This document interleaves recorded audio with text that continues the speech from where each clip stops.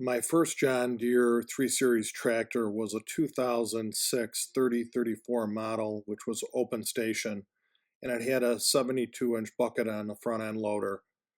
The first time I used this tractor doing serious loader work, I realized that the factory wheel spacing was inadequate for loader work.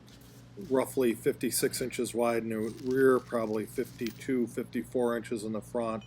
It was extremely tippy, even with a ballast box on the rear of the tractor.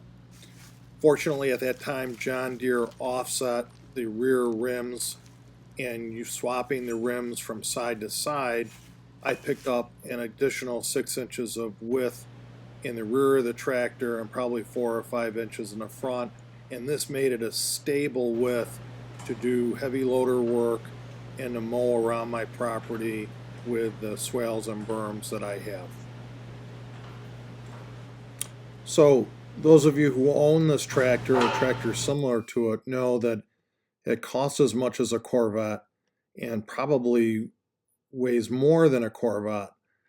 So I don't have a lot of room to work on placing these jacks between the narrow rear tires. And obviously I'm a little concerned that it is going to fall over. So I think I did a pretty good job of setting up the jack stands and the jack to keep it as stable as I could. Also, I want to note that because the front suspension axle has a center pivot, no springs, no shocks, it will just easily rock from side to side. So the bucket is holding this machine stable from left and right, as well as the jack stands on the back. You cannot rely on the front axle to do that like you would on a car or ATV. For the love of God, I watch this video and wonder who this old-looking man who's out of shape is working on my tractor. If any of you are overweight and debating whether you should go on a diet and start working out, I'll give you a strong suggestion: start making YouTube videos. My apologies to all of you. If there's any way I could make this video without showing myself in it, I would have. Hopefully, doing projects like this in the future, I'll work out more and start eating a little better, and at least you'll see a thinner person in front of you while you watch the video. I hope you can take a close look at the components on the tractor as I'm doing the work, especially the castings on the rear end and transmission, which are one and the same, the linkages, the hydraulic lines that run on the rear end. It's a lot of engineering packed into a small area of the tractor, and competition is great. There are so many quality tractors on the market.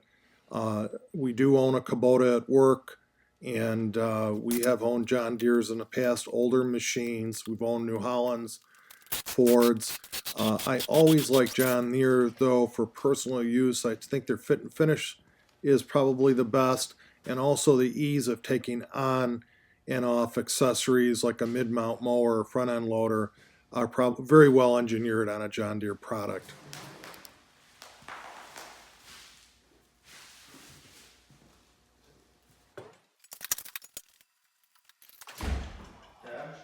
Yeah.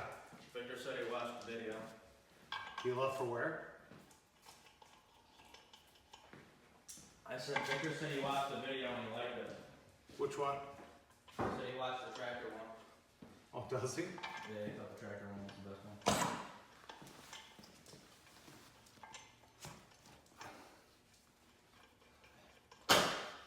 Well, I'm almost done. You can help me pull some stuff away. I was hoping my son and I could work on this project together, and I was anxiously awaiting his appearance in the garage, especially when I'm dismounting and mounting these heavy tires. It's amazing I came up with a system that worked with a shovel and some blocking, and they were very easy to mount using this because there's a slight lip on the axle and on the new spacers, which will catch the rim and hold it in place.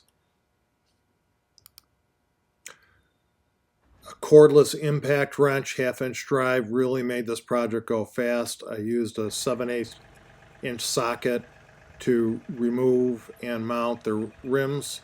Also 17mm socket to mount the wheel spacers, shovel and blocking to mount the tires, jacks and jack stands. Not a lot of tools, but the tools that I had worked very well. I will be doing some short videos on mounting the edge tamers to my front 4-in-1 bucket, and also a video on the 4-in-1 bucket. I hope you've enjoyed and learned something by watching this video, and I'm dying to ride off-road on the trails, and hope you see you riding the outdoors. Thank you.